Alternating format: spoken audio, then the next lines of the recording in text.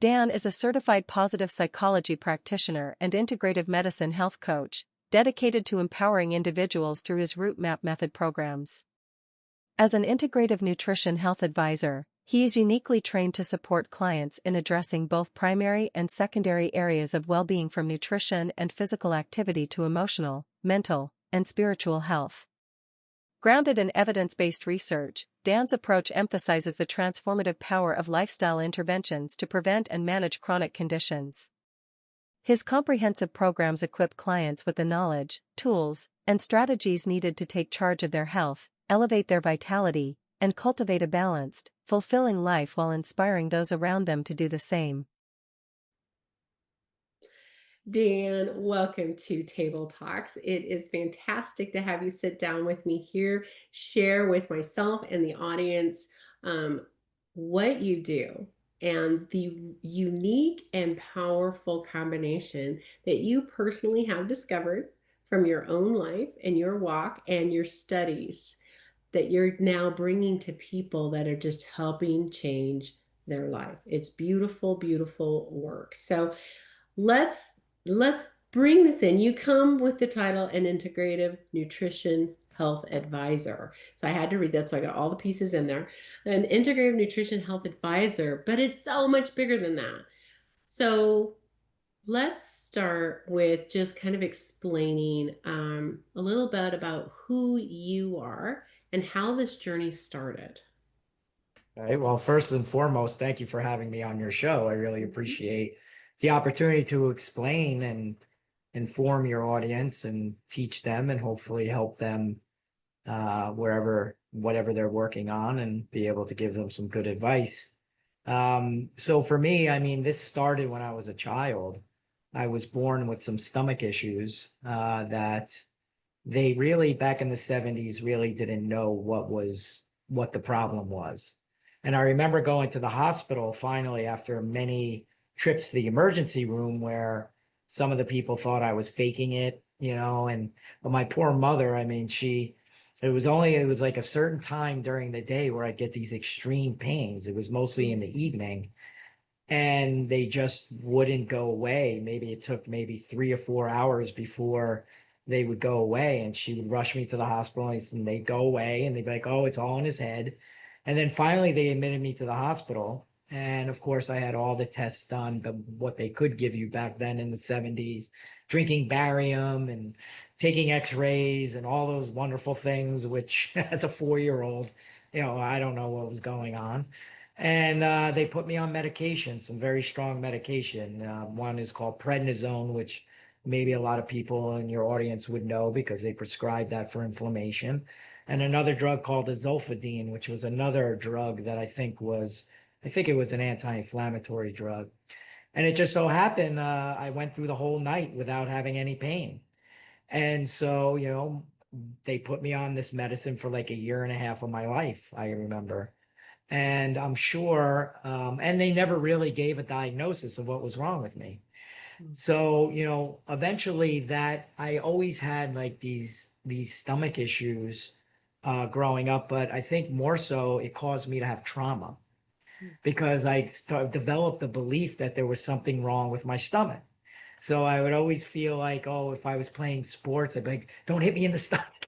Be careful. Like if I get hit in the stomach, like something bad is going to happen. And, also on top of that, I had some things that I had to deal with from, all of us in our families have a little bit of dysfunction. Nobody grows up in a perfect environment. And so there was some abandonment and some shame, some things some bullying as a child that I had to struggle with. And so, that kind of was something that I had to deal with all the way up until I was 22 years old. So I developed the beliefs that I wasn't good enough. What's wrong with me? I did something wrong. Why don't people like me? And, it came to a point. One thing I want to say is though, I always felt different. Like when I was 14 or 15 years old, I still grew up like in a normal childhood. I played sports and everything, but there was always this thing that I was always interested in, like self-development that I didn't really even know I was interested in. But when I'd watch TV and I'd see Wayne Dyer on PBS, I'd love his shows and I just listen. And then I see like Deepak Chopra and I listen. Or I saw Tony Robbins. I was like, oh my God. And I bought his cassette tapes, right? I was like, I was so interested in these things. And then when I turned 22, that's when everything came to a head. That's when the trauma caught up to me. I went to school, I graduated high school, I went to technical school for IT, was very successful. I went into the Air Force to continue my education at 22. But unfortunately, they said I had asthma. And because of Desert Storm and dust on the sand, they had to ship a lot of people out. I had one more week of basic training, but they said you're disqualified. And I came home. And that was kind of when I was really like questioning, like, what the hell am I going to do with my life? When those beliefs, like feeling not good enough or whatever, like really caught up to me. And I remember that night, before I went to bed, I got on my hands and knees and I prayed to God, like, please help me, because I don't know what to do with my life. Why do I always feel everything? Because I felt everything with my emotions. And basically, I woke up, I had a dream where my grandparents came to me and they told me that my soul's been enriched and that I'm going to be okay and everything was going to be all right. I woke up the next morning and that's when I decided to go to therapy and deal with some of these issues that I had to deal with. And so for 4 years, I went to therapy and really worked on, healing the trauma. But I still had some of these stomach issues that I had experienced. And when I turned like 26, the stomach issues came back. And that's when in the 90s, I guess the technology was a little bit better. And they said that I had Crohn's disease. Little did I know, while they're wheeling me into the surgery room, that it wasn't Crohn's disease. I had something called lymphatic hyperplasia. I had a blockage, a lymph node that was causing a blockage. And I also was born with an extra loop in my diverticulum area. It was called a Meckel's diverticulum. So they took that out. But once you start tooling around in there, it kind of causes other issues. So eventually I got gallstones and I had my gallbladder taken out. That caused the problem of called sphincter vadi disorder, where they had to go in and cut the muscle because it affected my liver and my enzymes. And then I had heartburn and all these things. But, little did I know, like, I had no idea about functional medicine until I turned 38 and didn't realize, like, all the processed foods that I was eating up until this point was contributing to these issues, both not only physically, but also emotionally. And when I found functional medicine when I was 38, that's when my whole life changed. And that's how I really got into the integrative nutrition. But with the psychology as well, I also realized, like, really diving deep into the gut microbiome and learning about all this stuff, I realized that the gut is 80% communication to your brain. And that's when I went into positive psychology, because I realized that I needed to create programs that would help people with sustain long-lasting changes, not only physically, but to also teach them how to become their own cognitive-based therapist, how to understand what a habit is. Because if you don't learn about these things, you're just going to go back and do the same things over and over again. If you don't rectify some of these beliefs that I talked about earlier, you're not good enough. What's wrong with me? I did something wrong. Why don't people like me? So there you go. That's kind of a high level view of my story there for you. We had talked before, and I just don't think we can ignore anymore this piece that you said 80% of the conversation going on in our body is our gut talking to our brain. Yes. And Yep. we can't ignore that anymore. That is mainstream understanding wisdom now. That is totally acceptable. And I know in the several years ago, I remember people were going gut brain connection. There's a gut brain connection. Oh, what? People are so afraid of change sometimes, so afraid of these new conversations. But people, it's not new. And so that's why we need to pay attention. It's like when our bodies are acting up, that they're trying to tell us something, aren't they? They're trying to get our attention. Oh, absolutely. I mean, the major cause of a lot of issues is inflammation. And a lot of people don't, realize that you have these organs in your body, but the only really external organ, even though it's in your body, it's really external, is the tube that goes down from your, from your mouth to your anus. I mean, it's really external because it's kind of bringing in the outside environment, right? Even like your skin is the biggest organ in your body, and that sucks in toxins, and our environment the environment has a lot to do with it. Epigenetics above the genes. So even though you may be born with certain DNA of, maybe like I was born with the gene that I could get celiac disease. Well, that doesn't mean I'm going to get celiac disease, but I could turn that gene on by the environmental factors, the epi above the genes. If I eat gluten, if I eat a lot of bread, if I eat things that are going to trigger that. So, people need to like really understand the importance of the things that they're consuming.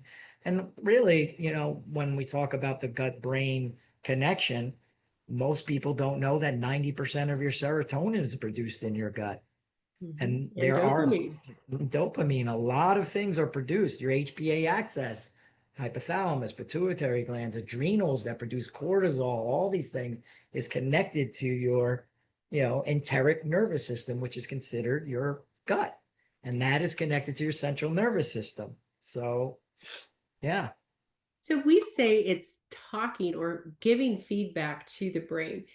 Sometimes that could be a little bit foggy of, well, what do you mean it's talking? Is it saying, hey, everything's okay down here? I mean, what kind of communication can we understand? What's that? So what happens is that your microbiome produces metabolites based on things that are going on within your body, your metabolic pathways. So what you have is vagus nerves. So you have your vagus nerves that start from your brain and go all the way down through, that connect all of your organs, your gut, and everything. Okay.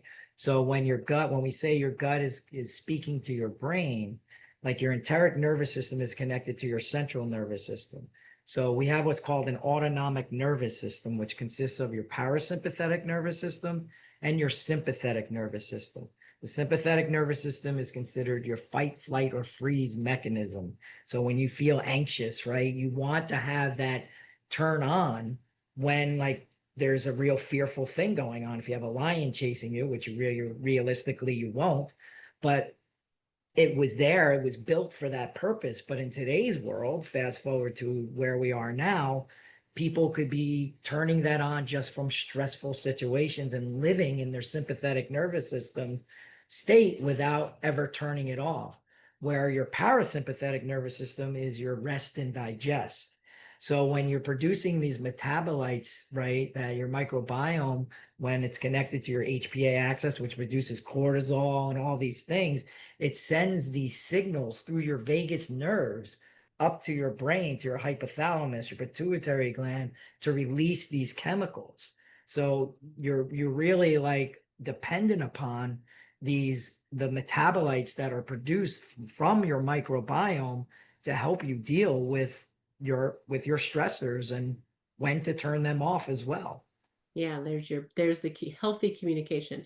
Then you get the intruders like parasites, fungi, things like this that will send inaccurate messages. So now we can get imbalances from the intake to the output. We can have, because literally it starts in our mouth, doesn't it? The microbiome starts, everywhere. Or is it even broader than that? Can we just say it starts here? Where do you start? Well, your digestion starts as soon as you see food, because you start to salivate when you see food.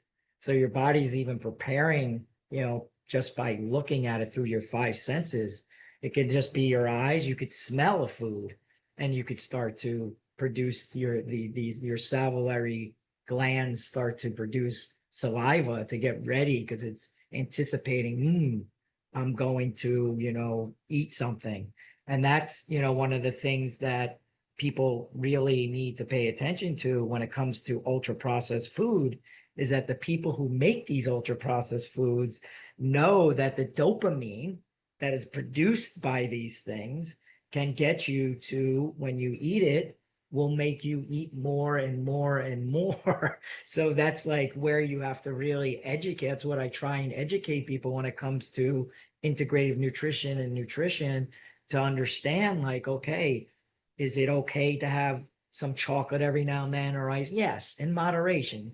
Like I'm not a restrictive person that you can't eat this, right? Like, but you do have to be able to understand the process from where these things, how these things are happening, and how they actually can sometimes hijack your brain and your gut and cause a lot of issues for you, where you'll spiral down the rabbit hole. Cravings that aren't your cravings. I was just speaking with a gentleman who works with me within the world of energy.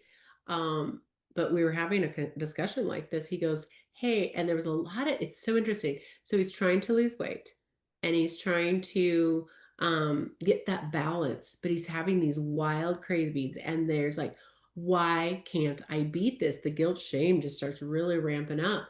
And I'm like, what I'm feeling is like, you've got a fungal overgrowth in you're out of whack, and it's wanting the food craving that you're having, it's wanting. And so at the balance and the communication, so I like your thoughts on this, but the balance and the communication is so important. We can throw probiotics at it, but what are you throwing at it? Do you know what you need? Do you know which piece is out of whack, if any? And knowing that these cravings aren't always yours. Parasites, and we think, oh my gosh, I don't have parasites. Well, most of us do at some point in time in our life. And they will have cravings. So you could be craving things that aren't really you. So this knowing this, one, helps us ask the right questions. Two, helps us go figure out, okay, what's actually from here to the exit? What's actually all the way through here? And so what do you recommend? Like, I'm having these wild cravings, Dan, and where do I start? Well, for me, when I was going through my situation, I went to a functional medicine doctor and I had these comprehensive stool tests. And for me, that was so impactful that I got certified to be able to provide these comprehensive stool tests. And that was over 18 years ago. And 18 years ago, a lot of this was woo-woo. Yeah, And now it's really right. like mainstream science. I mean, you go to PubMed, you type in microbiome, there's over 21,000 articles, scientific articles that show the impact on how your microbiome impacts your overall well-being. So for me, I basically I'm a big test, don't ingest person.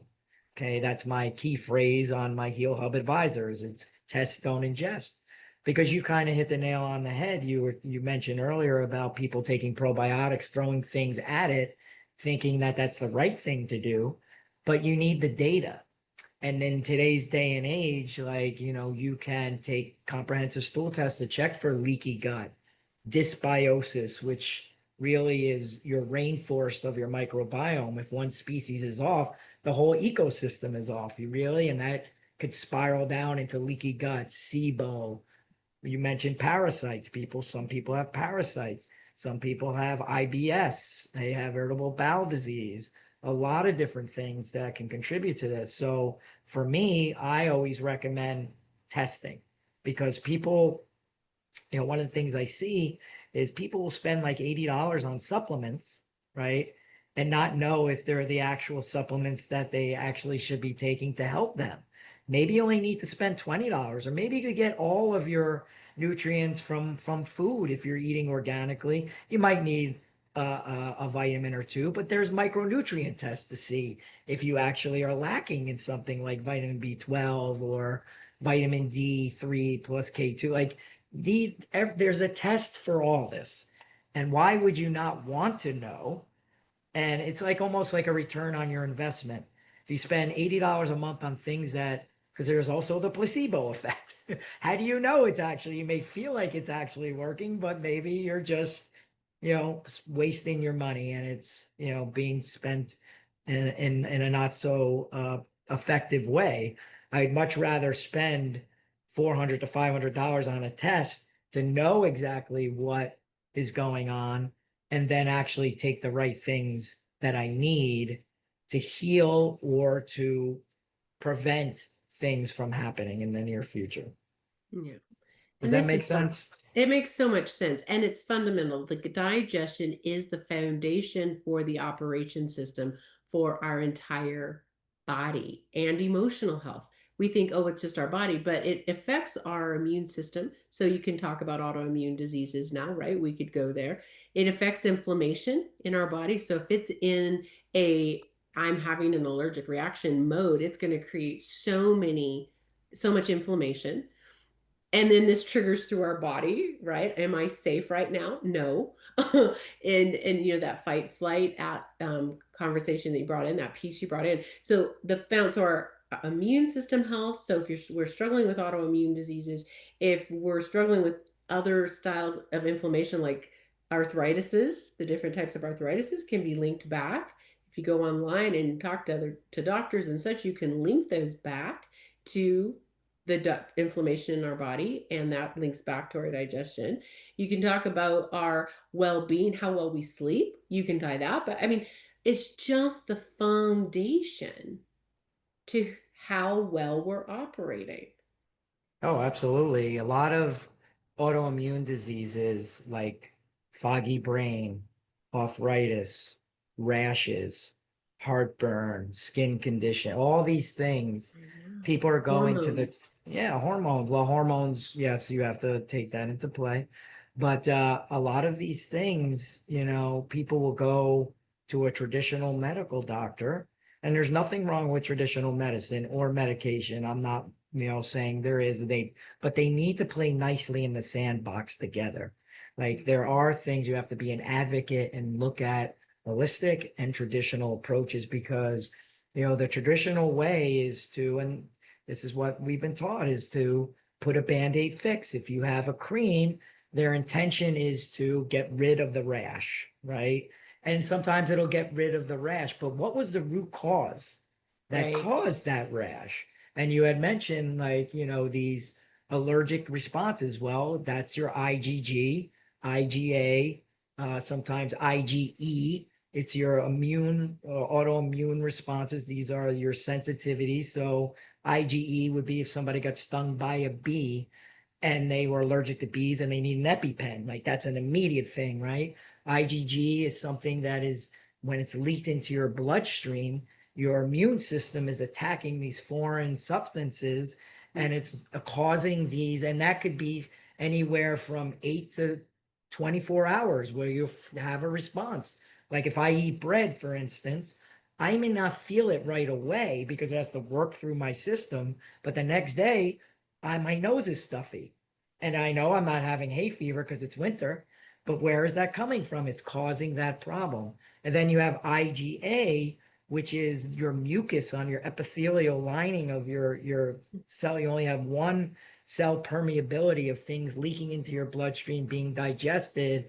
And that could break down when you're breaking down with foods and different substances.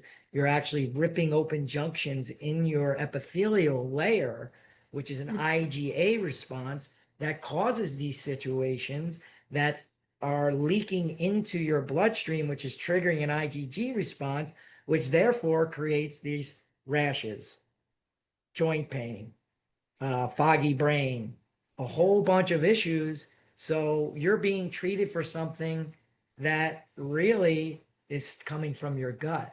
And people don't like, I think we just sometimes forget, like when I look back when I was 25, I didn't have this, but when I turned 30, something changed. Something changed in our body. So it's like you have to question, Yeah. why did that change? But if you're not educated to know that it's what you're putting in your body, creams you're putting on, it could be a lots of, again, above the genes, epigenetics. We're turning on these things. And once you treat the leaky gut, it could take between, depending on your situation, 8 to 12 weeks, sometimes longer. Sometimes it may take a year, depending on how bad you are. Those symptoms could be reversed if you haven't gone too far, right? Yeah. It's not too much. Yeah, because Yeah. those things are that you listed, the different foods, the creams, the medications, those are accumulative, aren't they, Yeah. in our Yeah. bodies? And then they are at cause to Yeah. these different things you've described. That's so important to know. Thank you for giving us a list of like, oh my gosh, my body, I'm experiencing this. So if I'm experiencing a rash, inflammation, foggy brain, um, step one, you said go to a functional medicine doctor, and you have a test that you were sharing with me about that I'm really interested in. What can you help my audience hear about? This test is just like, oh, it's just Yeah. awesome. Yeah, so online you could purchase a test like from Viome or these other organizations that you're not going through a practitioner, and they could give you your microbiome profile to a certain extent. Okay. But those companies are really more interested in selling you supplements. They're giving you, your microbiome profile. This is what you mean. And that's all fair and great. Okay. Nothing wrong with that. But it misses the main things that the tests that I use through Vibrant America. And there's other companies that I work with, Genova and other ones, but I really prefer Vibrant America, that really is going from a micro DNA level that is looking to diagnose if you have dysbiosis, leaky gut, SIBO, parasites, looking at your metabolic health, cardiovascular health, hormones, all the different things that are really important, and looking at certain markers that will tell you, like, okay, like you have certain situations that are going on in your body that is causing a whole host of inflammation that we need to address. Secondly, it's really looking at your whole microbiome profile, where it's actually linking up based on whether you have too much or too little of, in categories. Like, it'll tell you like these specific species are associated with SIBO. These certain things are associated with Parkinson's. These are certain ones are associated with obesity. And it's basically telling you, like, okay, if I have too little or too much, you could come together, and it gives you, like, recommendations on what you should actually be supplementing in order to heal. Now, there's some level of human intervention that needs to happen with someone like me to basically like come up with a plan. And there's other questions that really we have to do a deep dive and understand what you're eating, because there's going to be an elimination diet, right? Like, this isn't just, the test is like one piece of information that's giving us, okay, this is what's going on in your body. But now it's like, okay, what do you do next? The next thing is coming up with a plan to be able to give you the right supplements. And in addition to that, come up with a food plan, like an elimination diet, to prevent some of these foods that are causing inflammation. So when I do my testing, I give 3 tests. Okay. The gut zoomer through Vibrant America, which gives you that microbiome profile and tells you all the things to show you if you have SIBO, leaky gut, etc. I also give you a wheat zoomer, which will really tell you if you have intestinal permeability and also sensitivity to a lot of grains and wheats. A lot of people don't realize, that wheat and these types of foods were introduced during the war because we needed to like feed the soldiers. So it wasn't like something that, we needed to feed them. There wasn't enough food. But technically these wheat and all these things are grasses. You're technically not supposed to eat grass. Like cows, they have 3 stomachs, they eat grass. Other animals, they Interesting. eat these things, right? And they're able to digest it. We have some issues with that. Some do, some don't, but the majority of people do. And especially now with genetically modified stuff, they spray the crops with I think it's called glycophagen. I always pronounce that wrong. But that will rip open the junctions of your gut and will cause you to have leaky gut. Lastly, we want to do food sensitivity tests. We want to see what foods are actually triggering these IgG and IgA responses. So when we put you on a plan, we're going to eliminate those foods while we get you to heal. And then once we heal, we'll retest and we'll start introducing some of those foods. Because a tried and true way of actually understanding if someone has a sensitivity is to eliminate it for like 2 weeks, reintroduce it back, and then you see how you feel. If you get something like you feel not so good, then you know you're not meant to eat that. And then you can just modify and grow Yeah. with your body as it heals. Right. But on top of that, we also have to help you with your mindset as well. That's just one piece. And what I try and help people with my course, my Get Real, Deal, and Heal course, which is based on positive psychology principles and tools, is we want them to sustain that lifestyle, right? Which incorporates not only that, eating healthy, but exercise and sleeping right and meditating and breath work and all these things are important, right? But you also have to learn tools. We need to learn the things that we should have been taught in our early to late teens, early 20s about how do we become our own cognitive based therapist? Because we like to tell stories. So you could, like, for instance, someone will say, oh, I'm on a diet. I just ate a cookie. I just blew my whole diet, right? That would be the thought. Where does that belief come from, right? That belief comes from, oh, I did something wrong, right? So how do you tackle that belief? You take that belief to court and you say, what is the evidence for? What is the evidence against that thought? And you have to use fact-based evidence. You have to say, oh, well, my pants feel a little tighter. That's true. Okay, that's the evidence for. But what is the evidence against? Oh, I went to the gym and the trainer used calipers on me and also realized that I actually have more muscle than fat. Therefore, it's not because I am ruining my diet. In fact, I could actually have one cookie a week and I'm still on track. So it's like teaching people like what are unrealistic expectations? What is perfectionism? What is self-centered fear? I'm afraid I'm going to lose what I have. I'm afraid I'm not going to get what I want or need. What is the antidote for that? Learning to live in the moment. But a lot of these things like habit change. What's a habit? A cue, a routine, and a reward. What are thinking traps?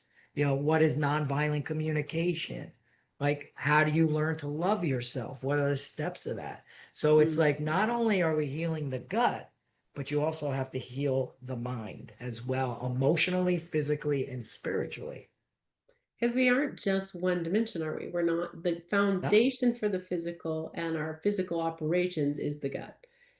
And every thought that we have carries an experience with it. And an experience has multiple frequencies in it, multiple frequencies. So every time, and we could do, I love doing this with people. I said, okay, so just take note of what you feel and think right now. And you think, okay, or just take note. Okay, I'm kind of neutral. I'm talking to Dan here. I'm having fun. So there's that element right now in my body. Okay, cool. Now bring up a time that you were so excited, like you were over the moon, excited, happy. You want a reward you were really working for. Your firstborn, something that really, and bring that picture solidly back into your mind. What were you wearing? What were the smells, if that's applicable? What were the sounds? And the more people just sink into that picture and bring it in, most of the time there's a smile that comes across their face. There's a change in how they feel inside. So the gut's not only talking to the brain, but all the bazillion memories. You're talking about limiting beliefs and how we've adopted those, testing those. Experience of some kind brought those into our person. We grabbed them, but an experience of some kind brought those in. Influence from outside, our perception of whatever's going on around us. And here we have this ball. And every time that thought comes in, it carries that energetic frequency, that memory of what you felt, smelt, heard, back into not your head only, but the entire body. So we have this loop, don't we? So to heal, I'm just saying yes, down to what you said. To heal, we are talking about healing, getting a test. I'm just thinking that makes so much sense. Why should we just throw darts at a board and see if we're taking and guess if we're taking the right supplements and all that? Or let's really know. And then let's go that next level so that I'm not recycling the very frequency that's involved in this whole gut thing. The gut's been telling my brain information, and my brain's been interpreting it and creating thoughts and sending it back down. And it's this loop. So to break the loop entirely, we address the gut and we address the thoughts. Yeah, we address both, and we also have to take into consideration the heart as well. Your heart has a brain too. See, there's these things that most people don't know about called sensory neurites. And to kind of give you an example about sensory neurites, let's use a heart transplant person. Let's say somebody died and they donated their heart and somebody received their heart. You've heard instances of people who have taken on the characteristics of that person who maybe never ate French fries before in their life, and now all of a sudden they crave French fries. Why is that? It's because, like what you're saying, is you have sensory neurites. You absorb all these different things into your being. And that's kind of how I look at like my body from a spiritual perspective, is that I'm a spiritual being having a human experience, and this is a meat suit. And if I have these bugs, trillions and trillions of bugs that outweigh or so, it's controversial. I think some people say we have more bugs than we have cells in our body. Some people say it's 50-50. I don't think we'll ever get the answer, but it doesn't really matter. It's just the fact that we have them, right? And we also have energy, right? How do they get our hearts to start when they stop? They use electricity. We have what's called the bundle branch system. I choose to call that our energy, our life force, right? Our energy that comes back, that helps us. So if I have this meat suit that I'm living in, where I need to learn to practice the pause when I'm having a thought, because my thoughts really aren't my thoughts. If I'm able to distinguish and differentiate the fact that my brain is almost like a memory chip in a computer, yet I am this spiritual being that could like say, "Ooh, practice the pause, don't react," and a whole bunch of other things that I teach about neuroplasticity and how to create a new neural pathway, like all these things, like how not to react, like, and all these things come together. But it just makes sense that, all these things are connected, the mind, body, and the spirit. And you really have to nourish all three. Is it good? Are you going to do it 100% all the time? No. It's just, I mean, we're human beings living in this realm, and you might get sick. So you might not feel well, or you might get hungry. But once you're able to understand that you're separate, like your mind and your brain are separate, it makes, I think, your life a lot easier to control your emotions in a way, and realize that's really the only thing that you can control at this And we're point. really talking about getting down to the root to why that emotion even exists in the first place.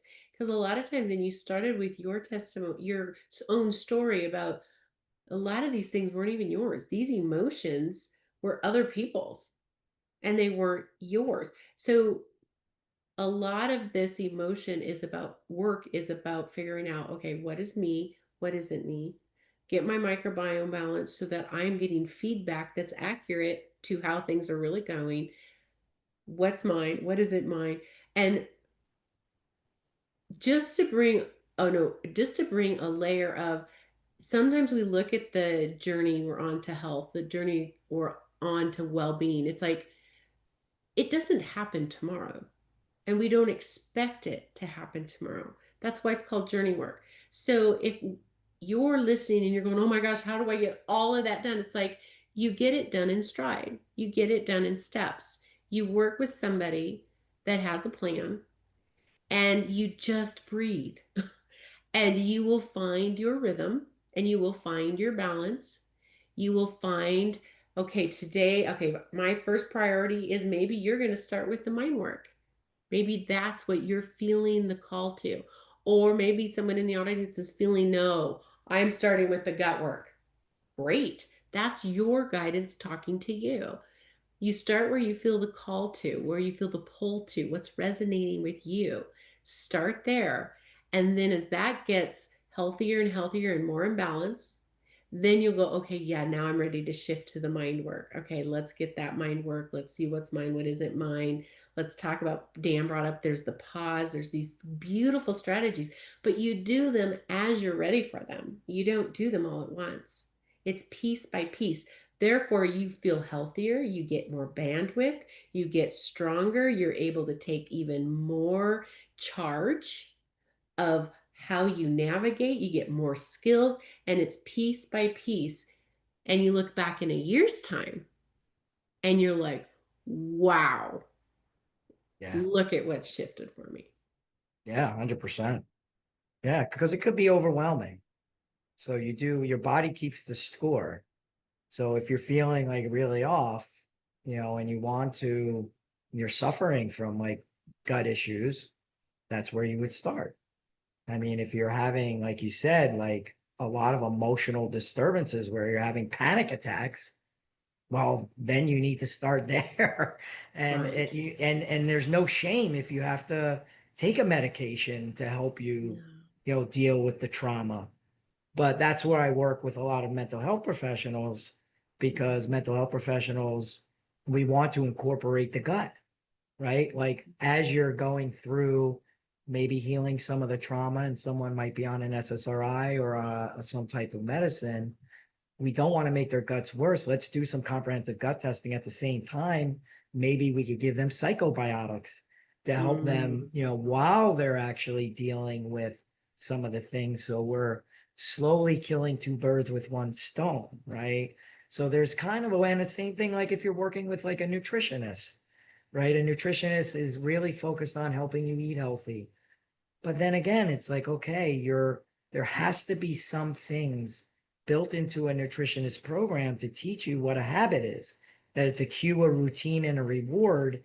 And we have to change the routine. We have to change some of the ways that you've been doing things, which ties into neuroplasticity, or you may go back to the same way that you were. Like the most important thing about all this is for you to invest the time in doing this. So if you could get 20 more years of having a life that is at a 7 out of 10, mostly every day of your life in every area of your life, which is your relationships, your finances, your business, is it worth for you to take 1 year to or 6 months to address all these things to get 20 years of freedom? Right. You have to look at yourself in the mirror and ask yourself, but it can be fearful. But it's taking that first step is the most courageous thing to do, because when I work with people, I tell them you were here for a reason. You're meant to do something great with Yeah. your life. Yeah. Isn't that the truth? Yeah. Thank you for saying that. It's an investment, and it's an investment because you count. You Yeah, count. you matter. You matter. Yeah. And you bring into your work the perspective that we are more than just one dimension. And I know we're needing to wrap this up. So we may have to have another conversation, because there's just a lot of other beautiful places we can go, because you're talking about nutrition, you're talking about our physical activity, our emotional and mental well-being, and you're talking about our spiritual health. This is us as the whole.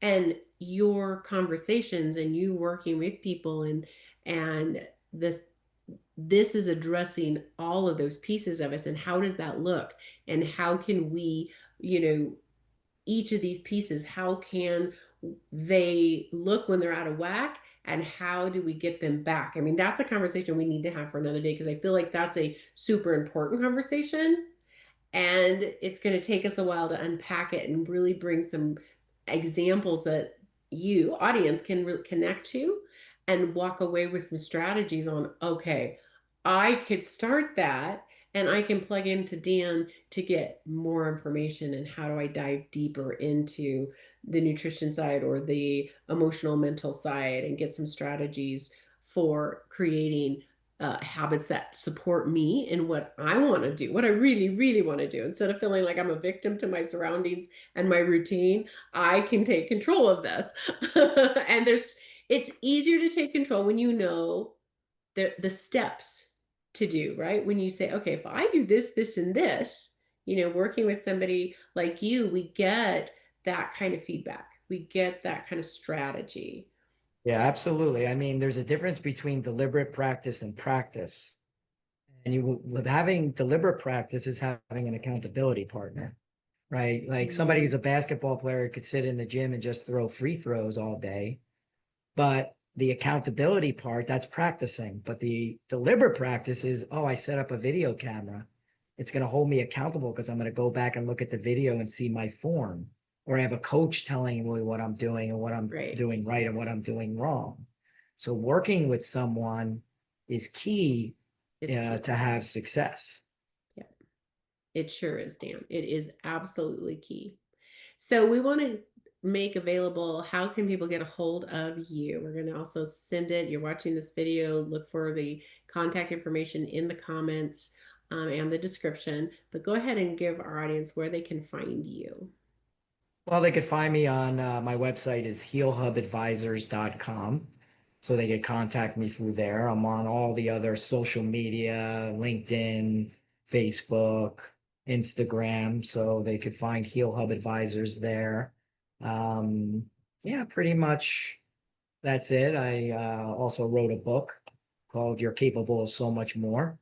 So if people want to get a little bit more on the emotional, spiritual kind of well-being side, they could find that on Amazon or Spotify, Audible. And yeah, that's where they can find me. Yeah. Great. We'll make sure that's available. Again, that is in the description and or the comments. So you can copy paste, keep that in your on your computer someplace easy to grab, and get a hold of Dan and see how what resonated with you, how he can support you and getting a shift in that area. So thank you, Dan. Thank you for bringing your wisdom. Thank you for having me. And we'll pick up where we left off and do this again. Okay, thank you everybody for joining us. We look forward to seeing you at our next conversation.